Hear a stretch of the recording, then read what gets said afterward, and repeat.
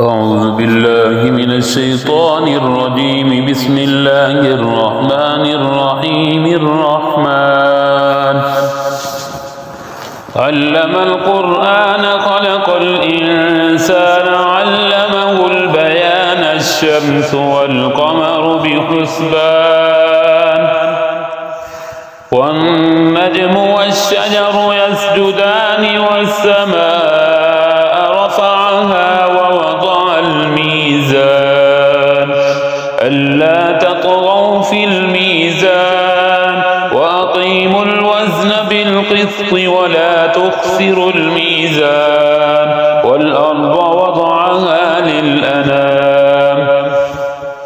فيها فاكهة والنخل ذات الأكمام والحب ذو العصف والريحان فبأي آلاء ربكما تكذبان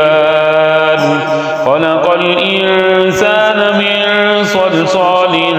كالفخار وخلق الجان من مارج من نار فبأي آلاء ربكما تكذبان رب المشرقين ورب المغربين فبأي آلاء ربكما تكذبان مرج البحرين يلتقيان بينهما برزخ لا يبغيان فبأي آلاء ربكما تكذبان يخرج منهما اللؤلؤ والمرجان فبأي آلاء ربكما تكذبان وله الجوار المنشآت في البحر كالأعلام فبأي آلاء ربكما تكذبان كل من عليها فان ويبقى وجه ربك ذو الجلال والإكرام فبأي آلاء ربكما تكذبان يسأله من في السماوات والأرض كل يوم هو في شأن فبأي آلاء ربكما تكذبان سنفرغ لكم أيها الثقلان فبأي آلاء ربكما تكذبان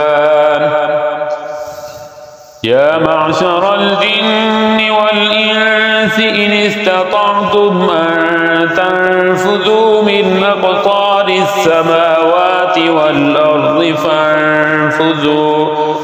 لا تنفذون إلا بسلطان فبأي آلاء ربكما تكذبان يرسل عليكما شواظ من نار ونحاس فلا تنتصران فبأي آلاء ربكما تكذبان فإذا انشقت السماء فكانت وردة كالدهان فبأي آلاء ربكما تكذبان فيومئذ لا يسأل عن ذنبه إنس ولا جان فبأي آلاء ربكما تكذبان يعرف المجرمون بسيماهم فيؤخذ بالنواصي والأقدام فبأي آلاء ربكما تكذبان هذه جهنم التي يكذب بها المجرمون يطوفون بينها وبين حميم آن فبأي آلاء ربكما تكذبان ولمن خاف مقام ربه جنتان فبأي آلاء ربكما تكذبان ذواتا أفنان فبأي آلاء ربكما تكذبان فيهما عينان تجريان فبأي آلاء ربكما تكذبان فيهما من كل فاكهة زوجان فبأي آلاء ربكما تكذبان متكئين على فرش بطائنها من استبرق وجنى الجنتين دان فبأي آلاء ربكما تكذبان فيهن قاصرات الطرف لم يطمثهن إنس قبلهم ولا جان فبأي آلاء ربكما تكذبان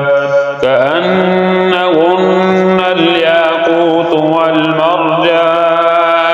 فبأي آلاء ربكما تكذبان هل جزاء الإحسان إلا الإحسان فبأي آلاء ربكما تكذبان ومن دونهما جنتان فبأي آلاء ربكما تكذبان مدهامتان فبأي آلاء ربكما تكذبان فيهما عينان نضاختان فبأي آلاء ربكما تكذبان فيهما فاكهة ونخل ورمان فبأي آلاء ربكما تكذبان فيهن خيرات حسان فبأي آلاء ربكما تكذبان حور مقصورات في الخيام فبأي آلاء ربكما تكذبان لم يطمثهن إنس قبلهم ولا جان فبأي آلاء ربكما تكذبان متكئين على رفرف خضر وعبقري حسان فبأي آلاء ربكما تكذبان تبارك اسم ربك ذي الجلال والإكرام صدق الله العظيم.